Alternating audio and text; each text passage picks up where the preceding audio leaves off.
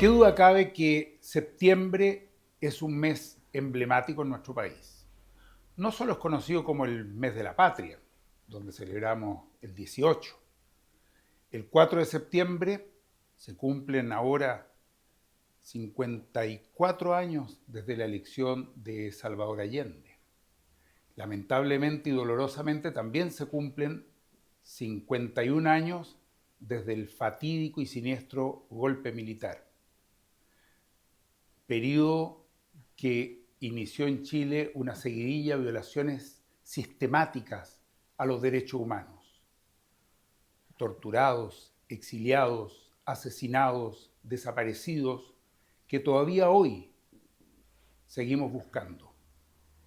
Hay hombres y mujeres que han dedicado su vida a la lucha por los derechos humanos, por la justicia, por la verdad, por saber dónde están y, por cierto, también por el nunca más.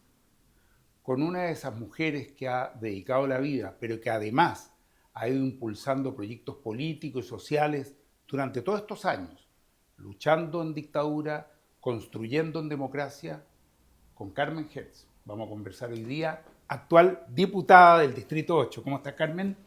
Muy bienvenida a esta comuna La Reina. Estamos al otro lado de la ciudad, pero estamos en este mes que es un mes raro, complejo, contradictorio. ¿Cómo vives tú los septiembres? Hola Tomás, gracias por invitarme. Sí, se cumplen, tal como tú dices, el 4 de septiembre, ¿no es cierto?, 54 años desde que asumió el presidente Salvador Allende como presidente de la República, y el 11, 51 años de ese fatídico golpe de Estado criminal, que significó una política de exterminio para los opositores políticos y que se tradujo, tal como tú dijiste, en desapariciones forzadas, en ejecuciones, en cientos de miles de torturados, en exiliados, provocando un trauma en el seno de la sociedad que hasta ahora no es posible reparar, porque esos traumas de sociedades que viven opresiones de esa naturaleza, solo con la memoria, solo con la justicia, que ha sido muy magra en este caso, y la memoria también ha sido escasa, solo con esos elementos y con la verdad social es posible superarlos. Yo también agregaría, Tomás, que en los 70, cuando fue el golpe de Estado en Chile, ese era el mecanismo de intervención que los Estados Unidos en particular tenía para echar abajo cualquier proyecto progresista y que no se alineara exactamente con sus intereses. Lamentablemente hoy vemos que hay otros mecanismos de injerencia en la soberanía de los países y de intervencionismo. Otros mecanismos que tienen por objeto también echar abajo políticas internas de determinados países y también la política exterior. Y sobre todo hoy que estamos en un momento en que, a mi juicio, la hegemonía norteamericana está en declinación evidentemente y ya hay un trastoque del orden mundial que Occidente no acepta. Efectivamente, el golpe en Chile fue un quiebre, una tragedia a nivel nacional, pero se da en ese contexto que dices tú. En Argentina, ¿no es cierto?, varias dictaduras militares. En Uruguay, en la misma época, fue más corta, pero cruenta. Brasil, con dictaduras que ya venían incluso desde un poco antes, y varios otros países de la región. Claro, efectivamente hoy día no ese es el estilo del intervencionismo americano, pero tú dices que se mantiene, que sigue, que está canalizado de otro modo. ¿Se da solo en América Latina o tú dices que eso también está operando en otros lugares? Porque claro, el mundo ha cambiado, hoy día es un mundo mucho más multipolar. Tienes a China, ¿no es cierto?, que es una potencia nueva desde cierto punto de vista, no existía con la potencia que tiene hoy día en aquellos años. Lo mismo ha pasado con una Unión Europea que, si bien está al alero de Estados Unidos, tomó una identidad propia, Rusia sin duda. ¿Cómo se da hoy día ese escenario a nivel mundial?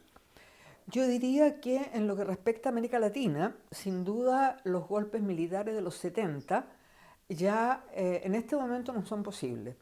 Entonces los mecanismos de intervención o de tumbar gobiernos que no se alinean, digamos, particularmente con los Estados Unidos, con sus intereses, es, por ejemplo, el lawfare, la guerra judicial, Ajá. en que se coopta, ¿no es cierto?, el poder judicial. Tenemos el ejemplo de Lula en su momento, de Dilma en Brasil, la misma Cristina de Kirchner, de Rafael Correa en Ecuador, en que se intentó por esa vía sacarlos. Ajá. ¿Ah? Ahí hay un asunto que es muy fuerte, el famoso lawfare, que además no es solo la cooptación del Poder Judicial para determinados intereses políticos, sino también cuenta con toda la hegemonía mediática.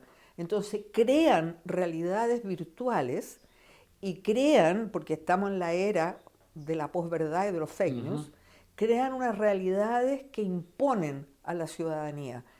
Eso es peligroso porque además tenemos que en el resto del mundo, en particular en Europa, la ultraderecha está cobrando relevancia sin duda. O sea, tenemos en Italia a una primera ministra que se reclama directamente heredera de Mussolini, que es Meloni, Meloni, ¿no es sí. cierto?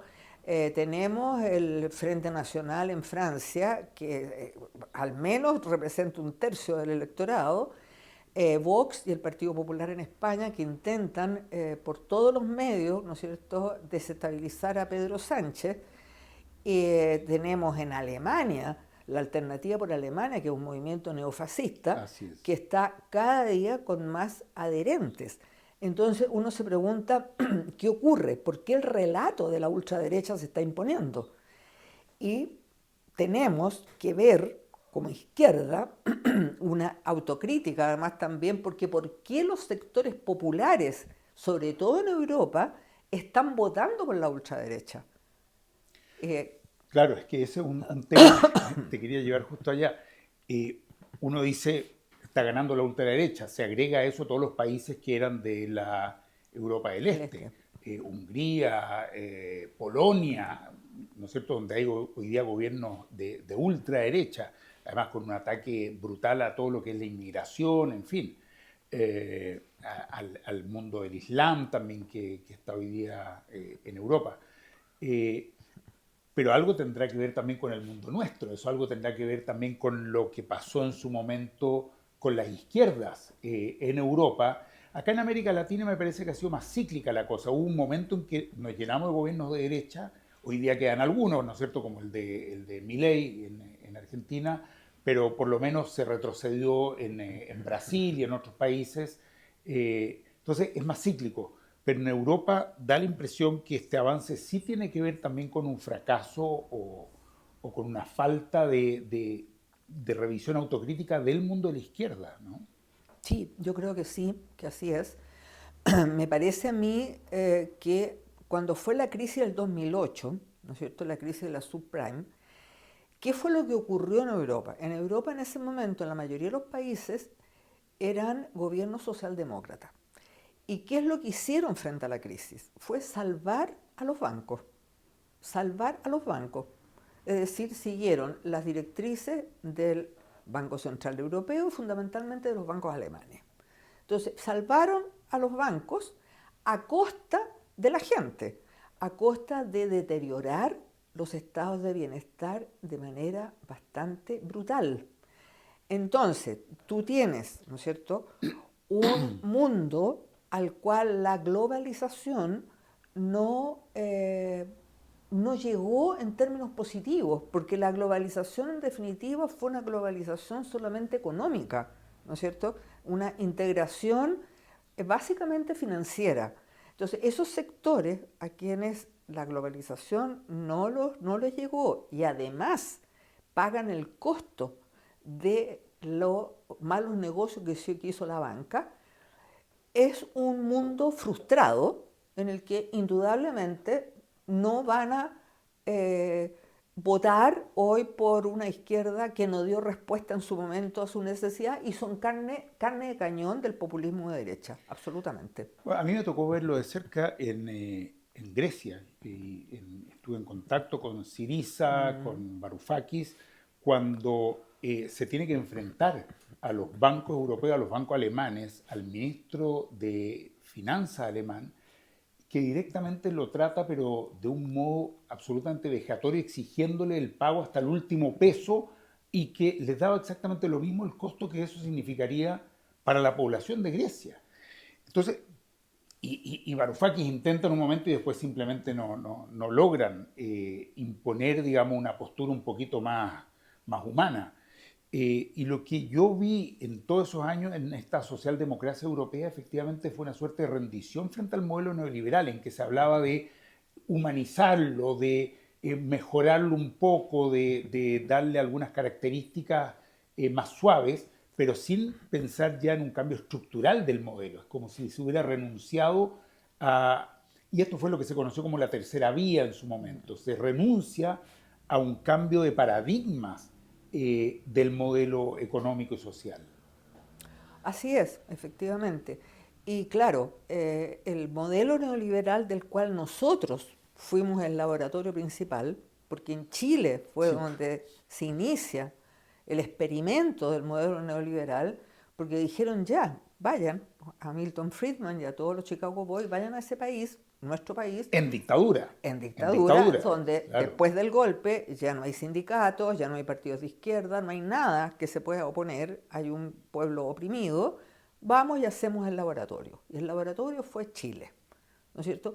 Y el modelo neoliberal que se impone además a nivel global, porque es una forma del capitalismo, eh, hace, a través, como te decía, de la hegemonía mediática, nos bombardean acerca de sus supuestas bondades. Entonces, ¿cuáles son los lemas del neoliberalismo? Todo lo público nos sirve. Eso significó privatización de la mayoría, o casi todas, las empresas públicas a precio de huevo o regaladas, ¿no es cierto? Lo público nos sirve. Cada uno de nosotros tiene que ser un empresario. Esa es la manera de sobrevivir. Lo colectivo se degrada, no existe lo colectivo, ¿no es cierto? Como si el individuo y la familia no fueran parte de algo colectivo. Incluso se llegó a decir por Hayek, y la Margaret Thatcher popularizó esa frase, la sociedad no existe. Eso lo popularizó la Thatcher. Entonces, tienes una propaganda permanente respecto a estas supuestas bondades del mercado que lo regularía todo, ¿no es cierto? Hasta que llegamos al día de hoy, 50 años después, en que vemos que no es así, que vemos que existe mucho hambre, que existe mucha pobreza, que lo público no funciona. Nosotros tenemos en el caso concreto lo que acaba de pasar, ¿no es cierto?, con unas lluvias que hubo, que cuando nosotros éramos jóvenes, estas lluvias siempre De todos existieron, los días. era todos los días. Entonces, la empresa privada de electricidad no fue capaz, ¿no es cierto?, de, por falta de mantención y por falta de inversión, de mantener la electricidad en los hogares, y tuvimos, ¿no es cierto?, comunas enteras con más de 7 días sin electricidad. Por varios años a mí me tocó viajar por el planeta como vocero del humanismo y la charla que repetía yo una y otra vez la había llamado los fracasos del éxito, porque a Chile se lo había instalado como el país del éxito neoliberal. Porque claro, los que vendían la imagen de Chile afuera, por supuesto que eran los dueños de los bancos, de las AFP, de la ISAPRE, de los medios de comunicación, pero nunca tenían la oportunidad los adultos mayores de salir a explicar afuera que recibían pensiones miserables, o los estudiantes que tenían que endeudarse sus familias para poder pagar la educación, o las familias, ¿no es cierto?, para explicar que la salud implicaba esperas de años, es decir, o los pueblos originarios para decir que les seguían arrebatando sus tierras. Entonces, toda esa otra parte del modelo, claro, siempre se escondía, se tapaba. Y yo creo que estamos hoy día viviendo las consecuencias de eso, en que tenemos un gobierno que hace intentos de alguna reforma.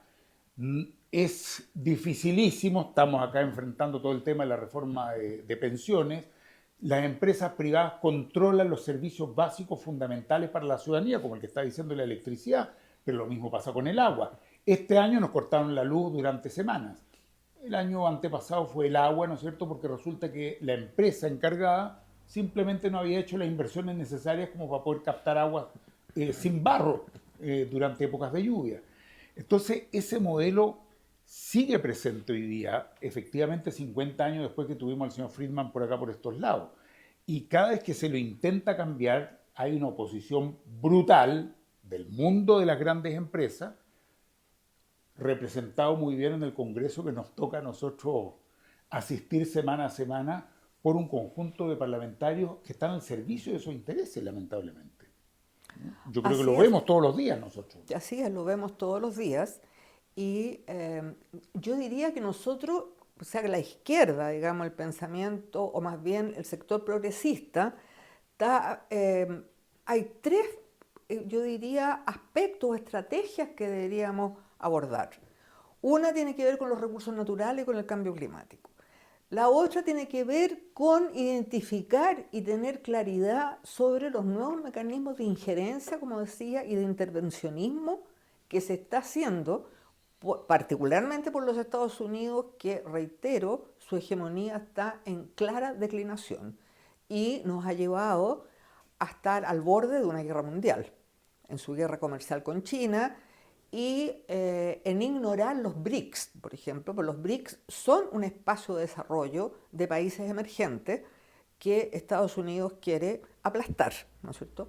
Y en tercer lugar, yo diría que nosotros tenemos que abordar el tema del relato, porque en el tema del relato, en lo que se llama la disputa cultural, la derecha, como cuenta con todos los medios, va indudablemente en ventaja.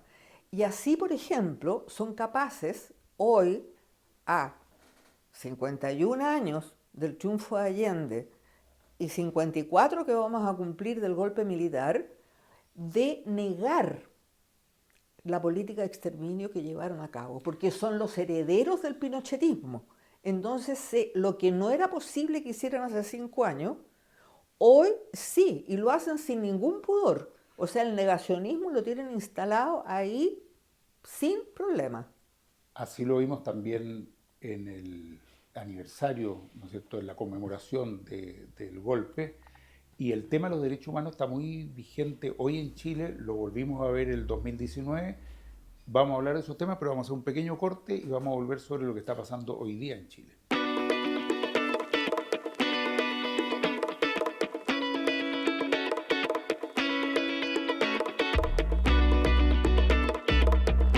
Se violaron los derechos humanos en dictadura, que duda cabe. Tu marido, Carlos Berger, fue asesinado, ¿no es cierto?, por la dictadura. Y esa ha sido una búsqueda de toda la vida, por la verdad, por la justicia. Pasaron muchos años y también el 2019, cuando la población de nuestro país se levantó para exigir más dignidad, más derechos, mejor calidad de vida, también se produjeron violaciones brutales a los derechos humanos. Muchos en que habla de discusión de si son sistemáticas o no son sistemáticas, pero lo que no cabe ninguna duda es que se violaron los derechos humanos y ahí están los testimonios. ¿Cómo evalúas tú todo lo que sucedió en octubre 2019 y de ahí en adelante? Bueno, sin duda durante la revuelta popular o estallido social, ¿no es cierto?, que hoy la derecha, y no solo la derecha, otros sectores se han encargado de estigmatizarlo y de llamarlo el estallido delictual, ignorando, ¿no es cierto?, que fue una respuesta, básicamente yo diría, tomada a los abusos que la gente padecía, todo tipo de abuso. Toda esa gran gama de abusos son los que salieron a la calle a protestar. Detrás de eso no había conducción política. Habían reivindicaciones de distinto tipo, ¿no es cierto? Y como en todas las revueltas, se producen por supuesto, hechos violentos. Correcto. O sea, no hay revueltas que yo conozca a nivel mundial que hayan sido solo con pétalos de rosa. O sea, no es así, Además que digamos, estamos hablando de millones de personas que se expresaron de muy diversas maneras. de muy diversas maneras y también sectores, por supuesto, muy marginales que se incorporaron y que aprovecharon, digamos, ¿no es cierto?, de cometer actos delictuales. Pero eso es lo fundamental es que la gente se manifestó por cientos de miles de personas, hasta 1 millón de personas, por y en contra de los abusos.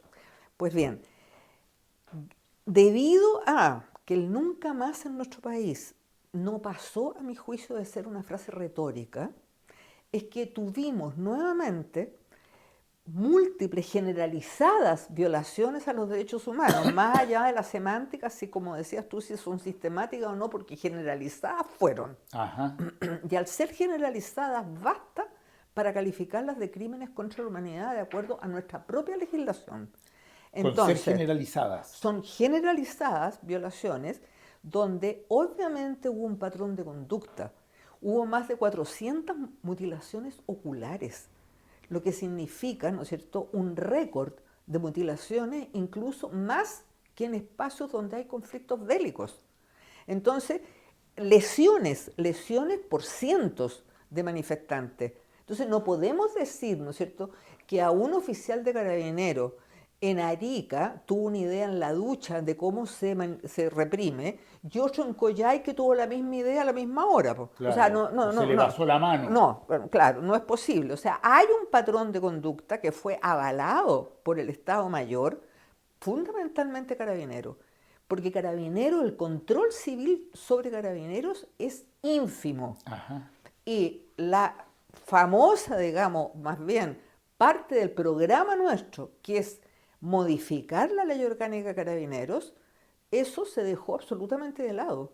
Y sigue el control civil siendo extremadamente débil respecto al actuar de Carabineros. Entonces, tenemos violaciones generalizadas de derechos humanos, impunidad, yo diría casi absoluta, porque las sentencias condenatorias son mínimas, son en algunos casos que han pasado a ser emblemáticos, como el caso de Fabiola Campillay, el caso de Gustavo Gatica y uno que otro, ¿no es cierto?, de personas lesionadas y torturadas por Carabineros durante esa época. Entonces nosotros tenemos que preguntarnos como sociedad en qué hemos fallado. Y hemos fallado, tal como te decía, porque la verdad social de lo que ocurrió en dictadura, que es brutal, no es conocida. Solamente es conocida por los especialistas o por los familiares. Ajá. Cómo fueron los métodos de exterminio.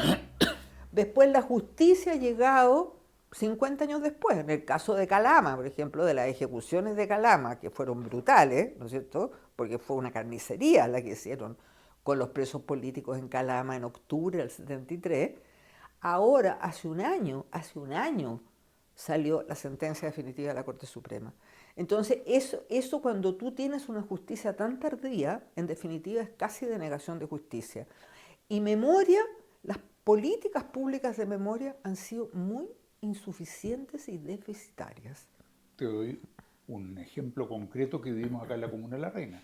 De acá de la comuna, del aeródromo Tobalaba, salió la caravana de la muerte, salió el helicóptero de acá. Llevamos años, movimientos sociales, movimientos de derechos humanos, organizaciones vecinales, luchando para tener un memorial aeródromo Tobalaba frente al aeródromo por lo que allí sucedió. Había un bloqueo total de la alcaldía, ¿no es cierto?, del alcalde Palacio concretamente, que impide que exista ese memorial. Presentamos un proyecto de ley, se aprobó en la Cámara de Diputadas y Diputados el proyecto de ley para construir el memorial. Sin embargo, en el Senado ahí está bloqueado hace ya un par de años. Es decir, hay una insistente negación a tener los sitios de memoria al menos que corresponden para aquellos lugares donde se cometieron estas violaciones brutales a los derechos humanos o que están involucrados con estas violaciones, como lo que pasó acá. En ese contexto se puso en marcha por parte del gobierno el Plan Nacional de Búsqueda. ¿Cuál es tu evaluación del plan que se presentó justamente para los 50 años del golpe, en septiembre del 2023? ¿Cuál es la evaluación que tú tienes de lo que ha sido el Plan Nacional de Búsqueda? Mira, el Plan Nacional de Búsqueda yo creo que es una iniciativa muy positiva, sin duda alguna. Nosotros nos hemos entrevistado en algunos, cuando digo nosotros me refiero a la diputada Lorena Pizarro, María Candelaria Acevedo, para conocer mayores detalles porque todavía es una nebulosa. Porque para nosotros el Plan Nacional de Búsqueda tiene que ver fundamentalmente, Tomás, con establecer cuál fue el método de exterminio de las víctimas. Porque hoy día, seamos sinceros, ¿no es cierto? Después de la operación llamada Retiro Televisor el año 78, en que Pinochet ordena a todos los comandantes de todas las divisiones del ejército sacar las tumbas clandestinas, ¿no es cierto? Exhumarlas y tirarlas al mar, Que estaban muchas de ellas en regimientos, ¿no? algunas en regimiento en Peldehue, qué sé yo, en el regimiento Coquimbo, y otras en lugares, sobre todo en el sur y en Calama, que las pusieron en el desierto. Entonces, ¿qué es lo que ha pasado? Fueron sacados, en Cuesta Barriga incluso fueron sacados, lanzados al mar, ¿no es cierto?, las tumbas clandestinas, y con la retroexcavadora cayeron algunos restos.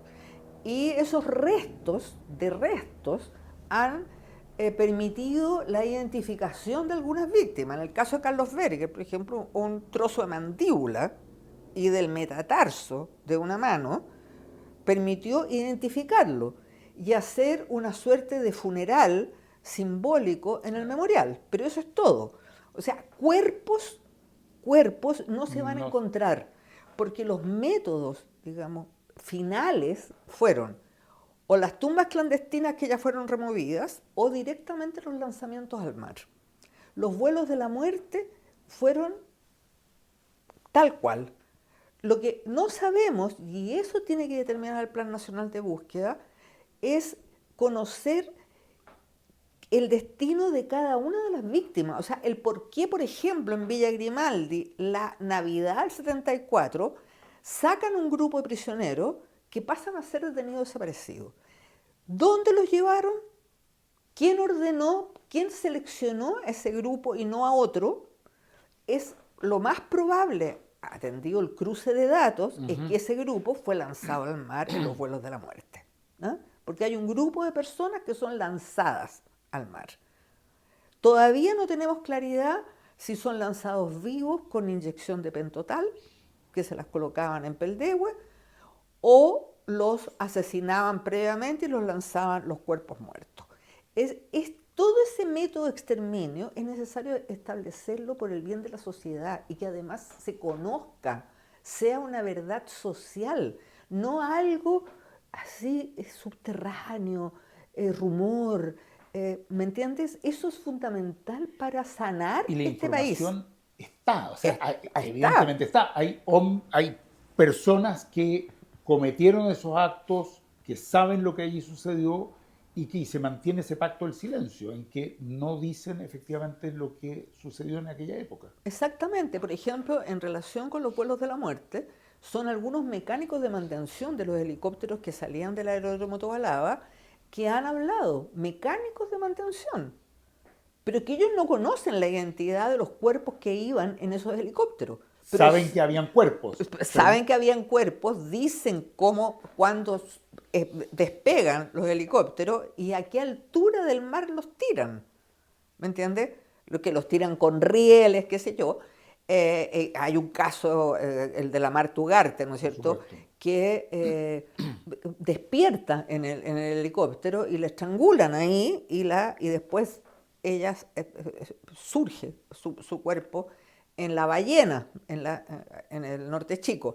Bueno, entonces, pero ¿por qué está este llamado pacto de silencio?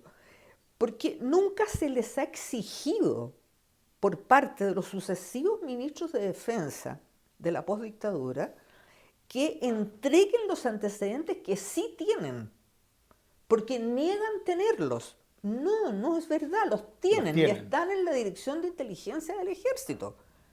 porque esto no quedó en el diario de vida de Manuel Contreras, no, quedó en los documentos oficiales de la Dirección de Inteligencia del Ejército. Pero los ministerios de defensa aceptan, ¿no es cierto?, esta falsedad de que no tienen La versión antecedentes. que dan ellos de que no tienen Exacto. ninguna información. ¿Y por qué el Plan Nacional de Búsqueda podría contribuir en ese sentido a obtener la verdad? Porque el Plan Nacional de Búsqueda puede, por una parte, ¿no es cierto?, tener toda la base de datos que se empezó a construir con el archivo de la Vicaría de la Solidaridad, continuó con la Comisión Nacional de RETIG, digamos, y culmina en el programa de Derechos Humanos en que los analistas ya tienen los expedientes.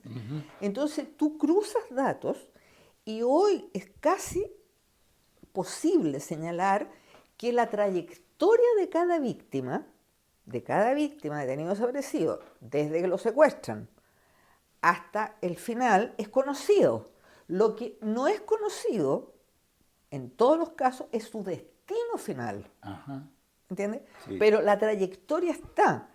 Entonces, hay que cruzar los datos con esa base de datos y con una decisión política de parte del gobierno implementado a través de la ministra de Defensa, lograr que se nos indique cuál fue el destino final de las víctimas. Antes de cerrar, te voy a cambiar de tema como un último breve capítulo. Septiembre también sucedió algo que no era lo que hubiéramos querido. Se produce una derrota de quienes intentamos contar con una nueva constitución democrática en nuestro país. Y seguimos siendo un país que 30 años después de una dictadura tenemos una constitución heredada de esa dictadura, con reformas, con algunos cambios, pero bueno, sigue siendo esa constitución. La derrota fue fuerte, porque efectivamente la propuesta era una propuesta que introducía una serie de propuestas de cambio profundo, ¿no es cierto?, en los paradigmas de la sociedad chilena.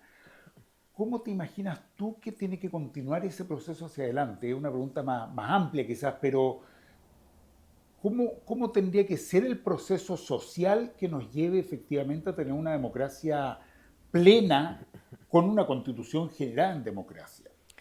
Claro, sin duda, como tú dices, el rechazo fue un golpe para el mundo del progresismo, que tuvo muchas causas. Yo creo que una causa no es solo los fake news horrorosos que se hicieron respecto de una constitución que era quizá una de las más modernas del siglo XXI, ese es el contenido de esa constitución, o imputándole toda la culpa a la actuación de determinados convencionales, que puede haber influido, pero no es eso. Creo que además fue un rechazo a la gestión del gobierno hasta ese momento, porque hasta ese momento no hubo ninguna política, nos opusimos a los retiros, ninguna política para aliviar los sufrimientos de las personas. Ajá. No hubo ninguna política. Entonces creo que hay un conjunto de factores que determina el rechazo. Ahora, sin duda que nosotros como país necesitamos, ¿no es cierto?, un marco normativo que sea democrático. Eso significa que sea efectivamente elegido, no como el que se rechazó después, que era a dedo por el Congreso. Eso, a mi juicio, fue un gran error haber convocado a un segundo, ¿no es cierto?, momento constitucional en circunstancias pésimas. Gran error fue. Bueno, pero necesitamos un marco normativo democrático, un marco normativo, ¿no es cierto?, moderno, que esté acorde a las necesidades de la sociedad en el siglo XXI. Pero para eso, a mi juicio, falta, porque entre otras cosas, nosotros tenemos un movimiento social muy desarticulado, un movimiento social que está paralizado. Y como alguien decía, ¿no es cierto?, el miedo cambia de bando en las calles. Entonces, si la izquierda sigue haciendo política solo en el Congreso, no vamos a lograr nada, porque el Congreso no es solo el espacio para hacer política, es un espacio necesario, pero otro espacio es la calle, es el movimiento social, es conectarse con sus necesidades, es poder volver a articularlo, es poder volver a movilizarlo. Esa es la gran deuda que tenemos. Coincidimos plenamente. Yo una y 100 veces he repetido y creo profundamente, aún siendo diputado, que las transformaciones no las vamos a producir desde la Cámara de Diputadas y Diputados. Es importante, sin duda, se legisla y uno busca legislar para mejorar las condiciones de vida. Pero a mí no me cabe duda que si uno estudia la historia humana, todas, todas las grandes transformaciones han sido el resultado de movilización social, de organización y movilización social. Uno puede tomar lo que quiera, el fin de la esclavitud, la jornada laboral, el derecho a voto de las mujeres, la educación pública. En realidad uno se puede ir atrás o cerca en la historia. Siempre las transformaciones nacen de gente que se organiza y se moviliza, no de las élites. Después toman el tema. Así que a mí también me parece y coincido, y hemos tenido en este programa también al presidente de la CUT y a otros dirigentes sociales que están en la lucha por la vivienda, en fin, en distintos temas, que hoy día es fundamental volver a rearticular ese movimiento social que está muy fragmentado, está muy, yo diría que quedó muy golpeado.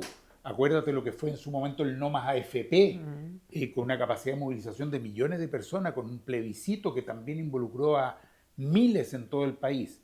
Así que yo creo que ahí tenemos un gran desafío, una gran tarea entre parlamentarios, pero sobre todo para contribuir a fortalecer ese movimiento social. Yo por lo menos me quedo con eso como la gran tarea por delante. Yo sé que tú, el Partido Comunista al que pertenece, nosotros de Acción Humanista estamos muy comprometidos con ese desafío, que es re difícil, pero me parece que es súper necesario si es que queremos avanzar hacia una sociedad mejor.